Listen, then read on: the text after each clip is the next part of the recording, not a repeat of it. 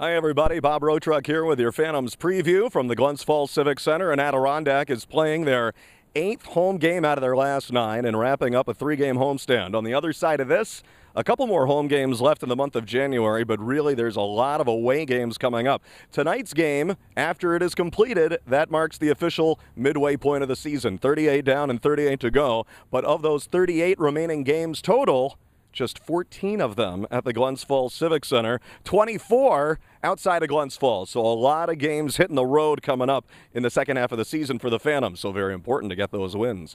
Big news of the day involves Peter Straka, a match penalty in his fight with Kyle Beach of Hartford in Friday night's game.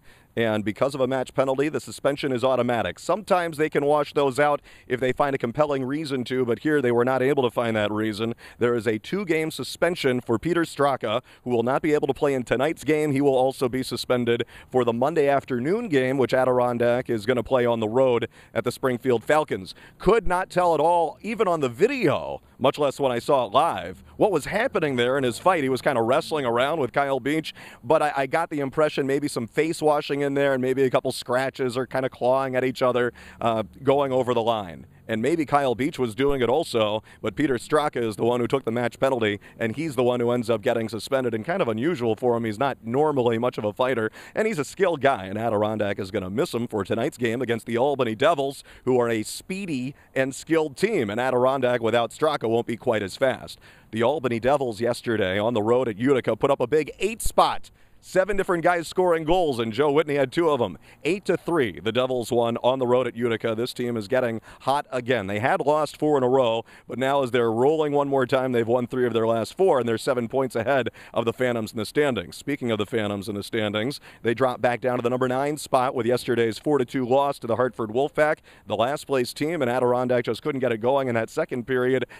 They did not play especially well. They've had some letdowns in the second period of late. So St. John's won yesterday. They move up to the number 8 spot. Adirondack down to the number 9 spot. They're virtually tied in win percentage, though, because Adirondack does have 1 game in hand on St. John's. So these are some very important games. And as I said, it's the midway point of the season. After tonight, it sure would be nice to be at that number 8 position at that midway point. 38th game out of 76. And hey, yeah, don't forget, Dax's big birthday bash tonight, and a ton of mascots are going to be here. All of his awesome mascot friends are going to be very important persons tonight. They'll all be piling out of the limo during their pregame ceremony and having a game against the kids at one intermission and doing some other games at the other intermission as well. Devil Dog from Albany, Sonar from the Hartford Wolfpack. I can't believe I know these names now. Tux from the Wilkes-Barre Scranton Penguins, and Finns from the Worcester Sharks. Mojo from the local summer college baseball team in Amsterdam, New York, the Amsterdam Mohawks, and many, many more.